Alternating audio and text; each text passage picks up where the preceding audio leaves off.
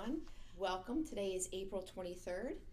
My name is DiNicola. I'm a student at Eastern Connecticut State University, and I'm in the world music class, and I have a project regarding Russian music. And today I have a colleague. Her name is Zhenya Neff, and I will allow her to introduce herself. Zhenya. I am working currently at Pfizer, so we work for the same company. I moved to the United States about 21 years ago. So came here from Russia, went to school a couple of times, got married, have a child, so who speaks both Russian and English language. So you came from what part of Russia? So I was born and grew up in Siberia, big city, Novosibirsk, called Novosibirsk. It's the third largest city in Russia after Moscow and St. Petersburg. Excellent. So this would be your hometown right here? Yeah. What? How do you pronounce that again? Novosibirsk. It's New Siberia. A New Siberia. Yeah. Awesome. Yeah. You came here to the United States about 21 years ago. For what reason? So I got married. So I met my husband in Greece, and then we corresponded for a while, and then I moved here eventually, got married, and started my new life here in the States. And you still have family back in Russia? Yep, I have small family, but still have a few family members who live back in Novosibirsk. So they've always been there, they've never left Russia? Yes, that's correct. And usually, again, it's very typical for people in Russia to stay where they're born, unlike like in the United States where you normally move either for school or where your work takes you. So in Russia, it's more traditional where people stay in the same place where they're born.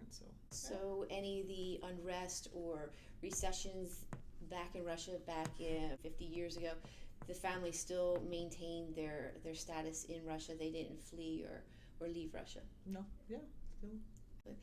Your music background, I understand that you enjoy music. Do you play music? I used to play, not anymore.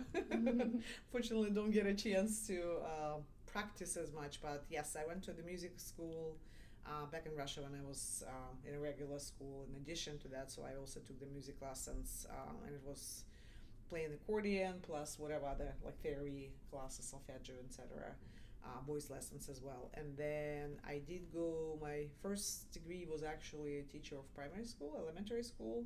So part of that education also was playing to the kids, like providing the music lesson to the kids as well. So I did play the piano a little bit as well. So excellent. Any other Russian instruments that you've played? Guitar a little bit, but not Russian typically. Okay. Yeah, so a little bit of a guitar, but just very a few songs and that's it. Yeah. The music, what type of Russian music do you enjoy? Any Russian music, either disco music, I guess, the pop music, folk music. So yeah, any. Do you genre, enjoy the classical, yeah. romantic? Definitely classical genres. Music, yeah, ballads, romance songs, yeah. Mm-hmm. In a classical space, obviously, Pyotr Tchaikovsky. Everybody knows Nutcracker and Swan Lake. So he's one of my favorite composers, actually, too. Glinka. In the pop space, again, like I just don't recall right away any name. What have you experienced when you came to the United States? Is there a large Russian population in your neighborhood, or are you part of a Russian club? So we used to have Russian club here at Pfizer actually, but most people now either moved to the other states or relocated to Boston area. So we still stay in touch with friends who work here at Pfizer. So yes, there is a pretty large Russian community. There are Jewish community, people who immigrated from Russia because of the nationality. I'm not part of that group, but we do have quite a few friends here who work again at the company and came here from Russia. I have one son, he's 12 years old. So again, he was born here in the United States. So was introduced to the Russian culture from early on. So I took him to the Russian school in Hartford since he was 3. So he did study Russian language. He did take music lessons there as well, mostly singing, not playing as much, but singing. And then now he goes to the Russian School of Mathematics in Hartford as well. Wow. Again, so yeah. That's wonderful. So you have your son in music class and special extracurricular classes for music and math. Is that because the schools that we have here in the area may not offer those types of programs?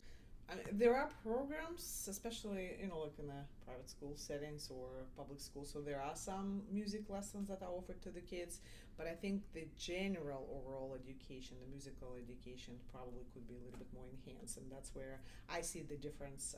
Again, coming from another country and coming from with a different background when it comes to music. So for us, it was very enhanced education where we really learned from early on about classical music. We were required to go to listen to the opera and see the ballets and understand the music, actually learning about the composers, and not just again play instruments or sing. It's just it also required a lot of theoretical background, and that's how you get to appreciate and understand music.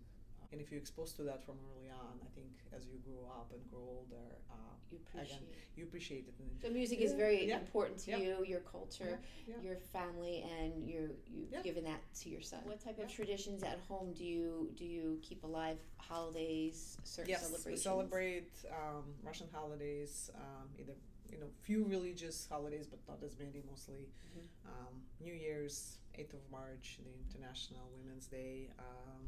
May 1st, May 9th is the Victory Day. So yeah, we celebrate. And music is always a part of. Yeah, yes, music is always a part of either celebrations or when we gather with friends, or like I play radio, Russian radio actually on a regular basis.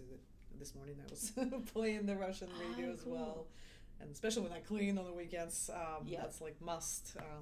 Turn to on have it Russian on, music. yep, absolutely. Yep. Yeah, it gets the energy going there. So Definitely. Okay, so my friends who used to work here at Pfizer in Groton, so they relocated to Boston, and they are celebrating their 20th wedding anniversary with both Russians. They have twins, so they're celebrating this May, and actually the whole theme of the party is going to be the Russian Gypsy. So we're going to have music, songs. We have to prepare the program for that. So it's that's going to be exciting. Yeah, it'll be fun. So. Wow. Is there anything else that you could add to the Russian culture, Russian music? Is there a Russian restaurant that you like going to, or in Russian Boston food? or New York? So unfortunately, we don't have any restaurants in this area that I am aware of. There is a Russian grocery store in Hartford. Again, that's when I take my son to the school there, so we pick up a few things there. As far as the restaurants, either again, as I mentioned, in Boston, there's a couple of places there that they do play music. They have live music actually there, either on the weekends or at night, and then plenty of places in New York, obviously. Well, I want to thank you very much for spending the time with me, and our classmates will definitely enjoy our video today. And have a great afternoon. Thank you.